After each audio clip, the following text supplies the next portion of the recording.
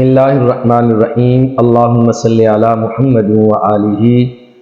و اطرتہ بعدد کل معلوم لک۔ اعتکاف کا معنی کیا ہے اور اعتکاف کی فضیلت کیا ہے؟ اعتکاف کا لغوی معنی ہے ٹھہرنا، اور اعتکاف کا شرعی معنی ہے عبادت کی نیت سے دنیا کے سارے کاموں کو چھوڑ کر اللہ کے گھر میں جا کر ٹھہر جانا شرعاً اعتکاف کہلاتا ہے۔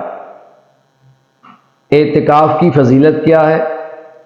حضرت امام حسن مجتبی رضی اللہ تعالی عنہ آپ فرماتے ہیں، بہقی شریف کی روایت ہے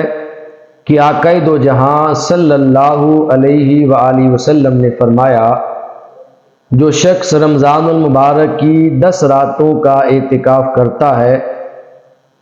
وہ بندہ ایسے ہے جیسے اس نے 2 بار حج کیا ہو اور 2 بار عمرے کی سعادت حاصل کی ہو۔ یعنی رمضان المبارک میں سنت مؤکدہ اعتکاف کرنے والے شخص کو رب کائنات 2 بار اپنے گھر کا حج کرنے اور 2 بار عمرہ کرنے کا ثواب اللہ پاک اپنی جناب سے عطا فرماتا ہے۔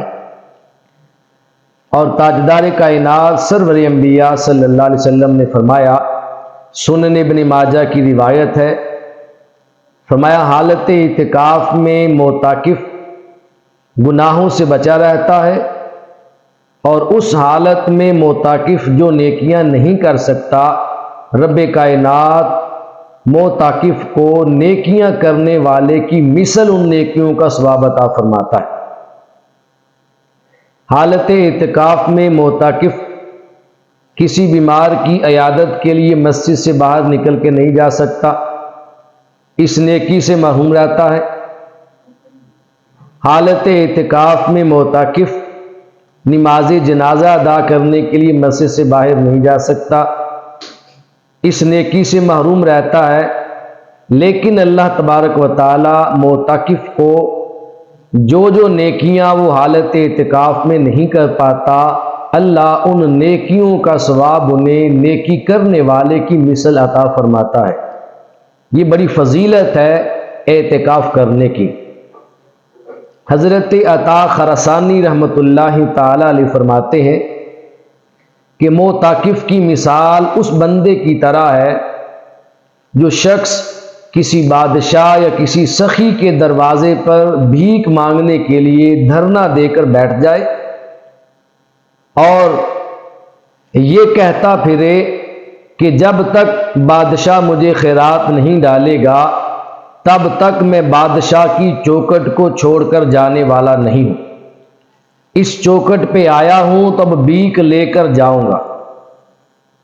اعتکاف کرنے والا بندہ بھی ایسے ہی ہے، وہ رمضان المبارک کے آخری عشرے میں اپنے مولا کی بارگاہ میں آ کر اس کے گھر میں بیٹھ جاتا ہے اور رب کائنات کی بارگاہ میں عرض کرتا ہے، مولا تیرا گناہ گار بندہ تیرے دروازے پہ آ کے بیٹھا ہے، اس بندے کے لیے نہ ہی تجھ سے بڑا کوئی بادشاہ ہے، نہ تیری بارگاہ سے بڑی کوئی بارگاہ ہے،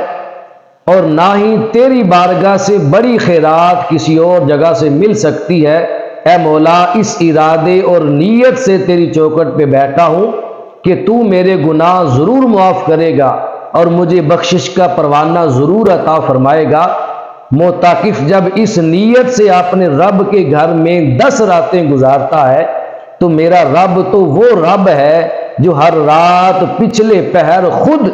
اپنے بندے کو پیاری آواز اور پیاری ندا اپنے شان کے لائق عطا فرماتا ہے اور فرماتا بندے آ میری بارگاہ سے کچھ مانگ۔ پہلے رب بندے کو بلاتا تھا پچھلے پہر، اب بندہ 10 راتیں اپنے مولا کے حضور بیٹھ کے جب رب کو پکار رہا ہے کہ مولا تیرا بندہ تیری چوکھٹ پہ آ کے بیٹھ گیا ہے، جب تک تو اس کے گناہوں کو معاف نہیں کرے گا، اسے بخشش کا پروانہ عطا نہیں کرے گا، تو تیرا بندہ تیری چوکھٹ کو چھوڑ کر کہیں اور نہیں جائے گا۔ جب اس نیت سے بندہ اعتکاف کرتا ہے تو یقیناً رب کائنات اپنے گھر میں 10 راتوں کے اعتکاف کرنے والے بندے کی لاج رکھتا ہے تو رب کائنات اس کی تمام تر دعائیں قبول فرماتا ہے اور اللہ پاک اس بندے کی بخشش اور مغفرت فرما دیتا ہے۔ معتکف بندہ، اعتکاف کرنے والا بندہ جب اعتکاف کرتا ہے تو اپنے رب کی بارگاہ میں بڑا معزز اور محترم ہو جاتا ہے۔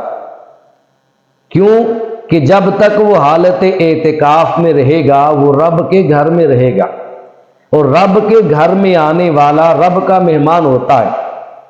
اور مہمان کی قدر کتنی کرنی ہے، کیسے کرنی ہے، یہ خدا تعالیٰ سے بہتر کوئی نہیں جانتا،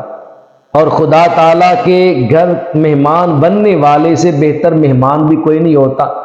لہذا رب کائنات اپنے مہمان کی قدر، اپنے مہمان کی عزت اور اپنے مہمان کی عظمت اور شان اتنی بڑھاتا ہے جتنی دنیا میں کوئی شخص، کوئی میزبان اپنے مہمان کی عزت اور قدر نہیں کر سکتا۔ رب کائنات ہم سب کو رمضان المبارک کے آخری عشرے کے اعتکاف کی سعادت ہماری زندگیوں میں بار بار نصیب فرمائے۔ رب کائنات ہمیں اپنی رضا، اپنے حبیب کی رضا نصیب فرمائے۔ وما علیہ الا البلاغ۔